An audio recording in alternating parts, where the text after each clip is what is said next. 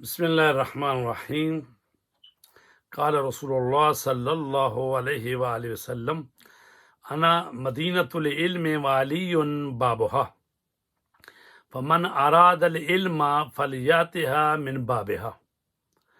رسول کریم فرماتے ہیں کہ میں علم کا شہر ہوں اور علی اس کا دروازہ ہے۔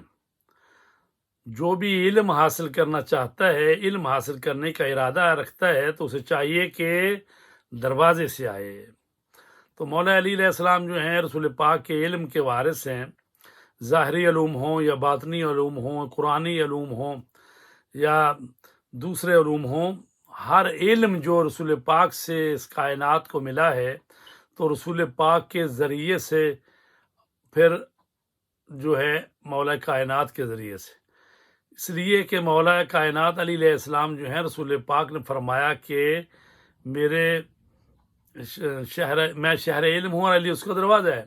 اور دوسری حدیث میں فرمایا انا دار الحکمت و علی بابھا، میں حکمت کا گھر ہوں اور علی اس کا دروازہ ہے۔ تو علم اور حکمت لینا ہے تو مولا علی کی چوکھٹ پر آنا ہوگا۔ اور یہ حدیثیں جو ہیں یہ متفق علیہ حدیثیں ہیں، سنی شیعہ دونوں کی کتابوں میں یہ درج ہیں۔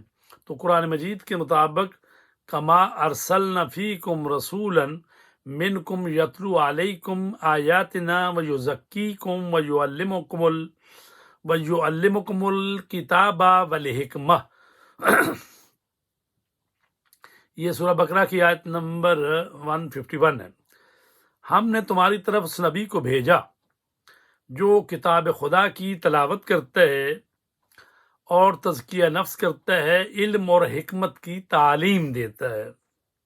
بس آیت سے ثابت ہوا کہ علم و حکمت رسول خدا صلی اللہ علیہ وآلہ وسلم سے ملتے ہیں، اور رسول فرماتے ہیں کہ میں شہر علم و حکمت ہوں اور علی اس کا دروازہ ہے۔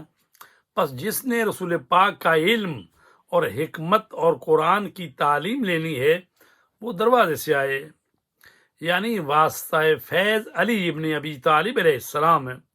تو بے شک اہل بیت اور خصوصاً امیر المومنین علی علیہ السلام رسول کریم صلی اللہ علیہ وآلہ وسلم کے علوم کے وارث ہیں، جیسا کہ اس بارے میں رسول پاک نے فرمایا لا تعلموہم فإنہم اعلم منکم، ان کو پڑھانے کی کوشش مت کرنا، یعنی اہل بیت اطہار کو پڑھانے کی کوشش مت کرنا، کیونکہ ان کا علم تم سے کہیں زیادہ ہے۔ تو عزیزان گرامی، یہ مولا کائنات ہیں جو رسول پاک کے علم کے وارث ہیں، ان کی حکمت کے وارث ہیں۔ حدیث میں ہے کہ علم کے 10 حکمت کے 10 حصے ہیں، اور ان میں سے 9 حصے حکمت جو ہے مولا کائنات علی علیہ السلام کو دی گئی ہے، اور 10واں حصہ جس میں سارے لوگ شامل ہیں اس میں بھی مولا علی کو زیادہ حصہ ملا ہے۔ تو مولا علی کی عظمتوں کا کیا کہنا کہ جو رسول پاک کے علم کے حکمت کے وارث ہیں۔ تو ہمیں مولا کائنات علی علیہ السلام سے علم اور حکمت لینا ہے۔